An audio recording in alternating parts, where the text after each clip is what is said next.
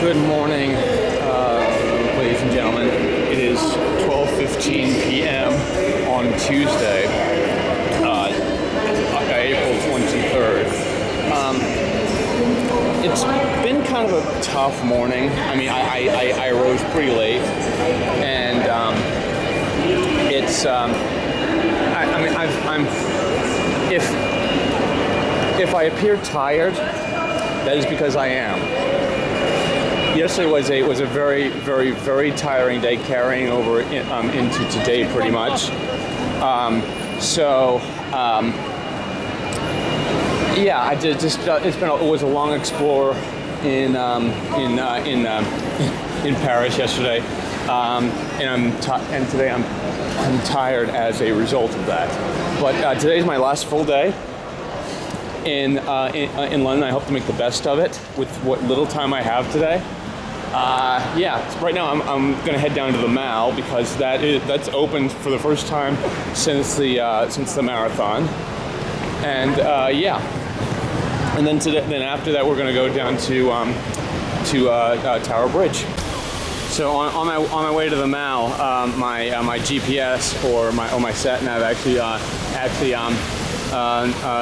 is bringing me through Trafalgar Square. This is actually the first time I'm actually in Trafalgar Square this entire trip.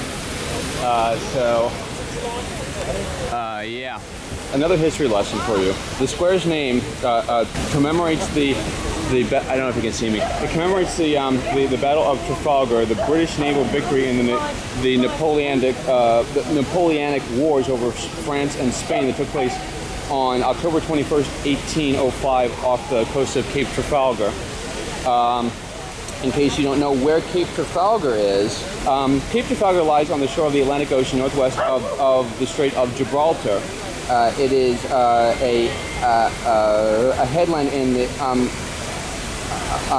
the province of Cadiz in the southwest of Spain. That's where the 1805 naval battle of Trafalgar, in which I already said this to you, in which the Royal Navy commanded by Admiral Horatio Nelson decisively defeated Napoleon's combined Spanish and French fleet. Took place just off the Cape.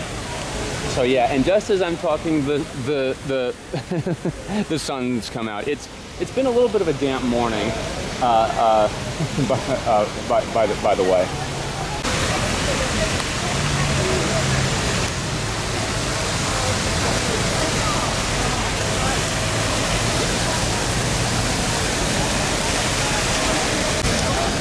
One of the things overlooking Trafalgar Square right behind me is the National Gallery. It houses a collection of more than 2,300 paintings dating from the mid 13th century to 1900.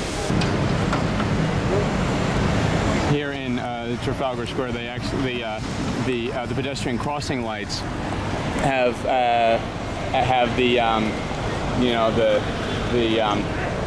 have LGBTQ symbols on them.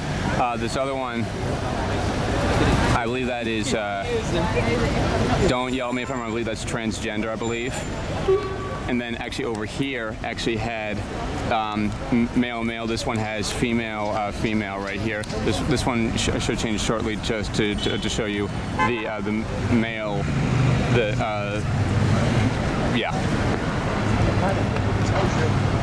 And there it is. And I've only noticed this in Trafalgar Square, so yeah, love wins. So this is the first time during this entire trip in which I get to walk along the Mall. This is a very iconic run down to Buckingham Palace that has been the scene for a lot of royal wedding processions, coronations, royal funeral processions. For example, the most recent one being Queen Elizabeth II. May God rest her soul, by the way. And during those times, you will see tens of, maybe hundreds of thousands of people lining up along these walks just to witness basically what are historical events, basically. And the most recent one was the coronation of His Majesty King Charles III. It's my understanding that his coronation procession went down the Mall towards Westminster Abbey, or maybe it was after the coronation. I'm actually not sure. So the reason why I couldn't come down here during the London Marathon to watch the racers cross the finish line is because they had all of this blocked off pretty much to not just automobiles but also pedestrians as well. So no access at all from the public at all. Probably for safety and security reasons, which is they make a good case for. But I would have loved to see like the finish from down here. But at least I got to see it at all. So they're still getting all the barriers and stuff broken down from the marathon. And obviously because they had to put lots and lots of barriers up. One thing I also forgot to mention is today is St. George's Day here in England. St. George is the patron saint of England, and the flag of England. Not. I'm not talking about the Union Jack. I'm talking about the flag of England. The white one with the red vertical and horizontal cross. The flag of England, or actually the flag of Great Britain, is actually comprised of three constituent countries of the United Kingdom. Of course, England, Scotland, and Northern Ireland. And for whatever reason, Wales is not part of it. But Wales is part of part of the UK. But the flag of England, for any of you who watch, World Cup matches, will know that it's not Great Britain or the UK that's represented in the World Cup. It is England, Wales, Scotland, Northern Ireland, the blah blah blah blah blah. So while Great Britain is represented by all of them in the Olympics, that is not so in FIFA sanctioned competitions. And you may recognize like everyone carries the flag of England where it's red and white. That's the flag of England. That is St. George's Cross. And so St. George's Day is obviously the feast day of St. George, celebrated by Christian churches, countries, and religions in which he is a patron saint.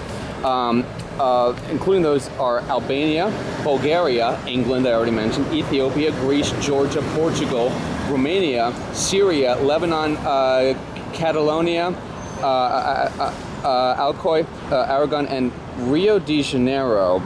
I think those last few are either regions or cities.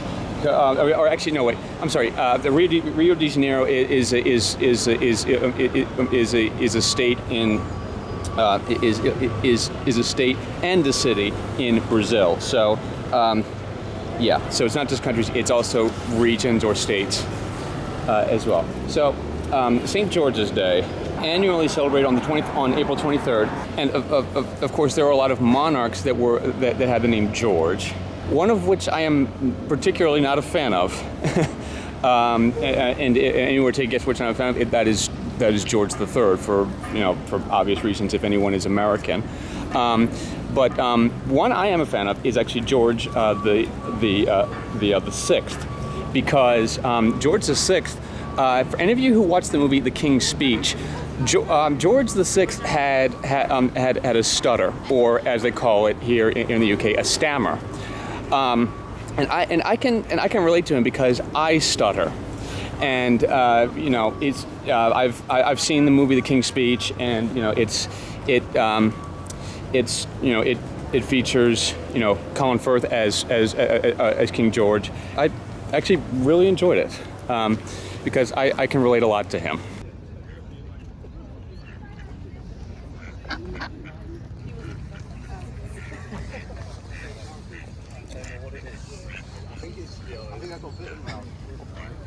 Oh God.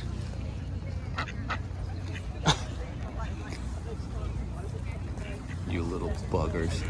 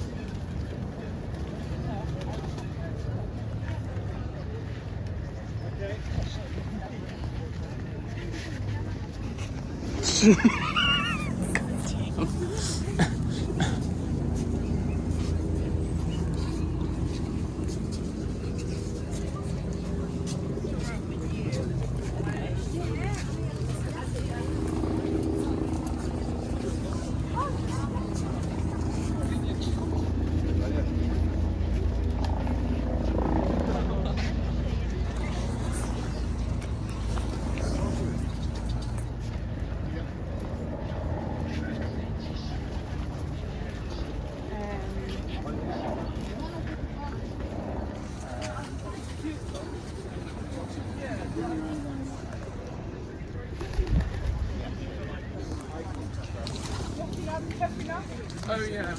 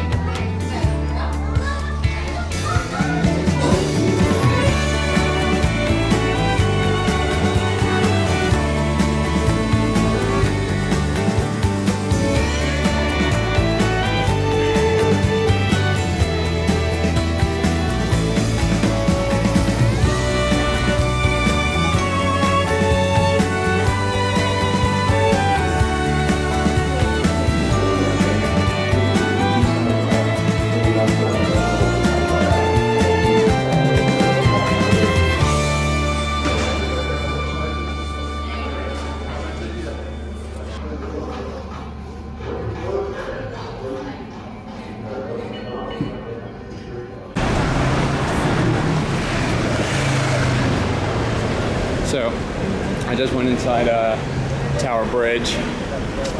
That was really the last thing that I had really had planned, and when I say planned, I mean had to buy a ticket for. So I've got nothing else that I've got tickets for. So the rest of the day is a free day for me. So it's 3:37 right now. I'm in front of Buckingham Palace once again, and one of the things that I wanted to see are the palace guards.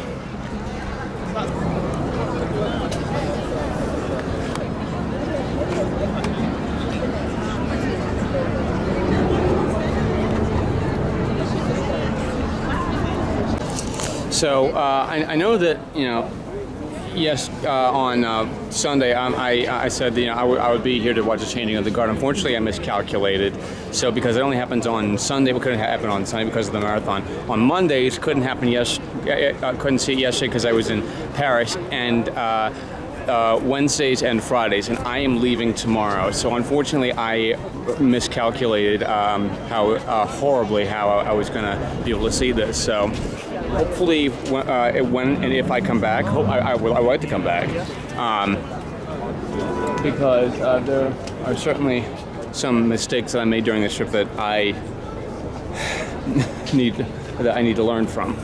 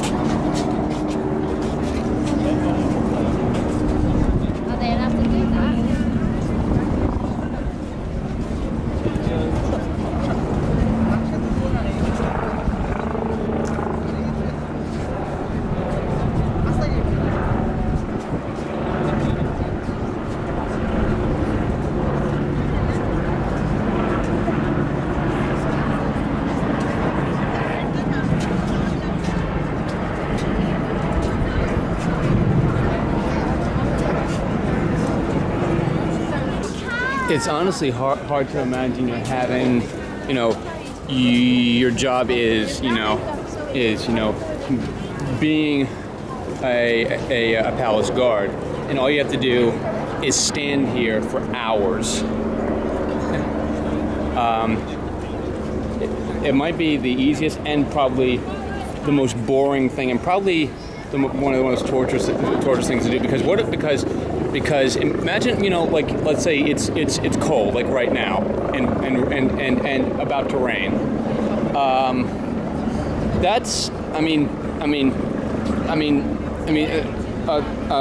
The good part is that all you have to do is stand there. That's the easy part. The bad part is enduring the cold and getting wet, or if it's hot, like being sweltered in and all that. Wow, I can't imagine.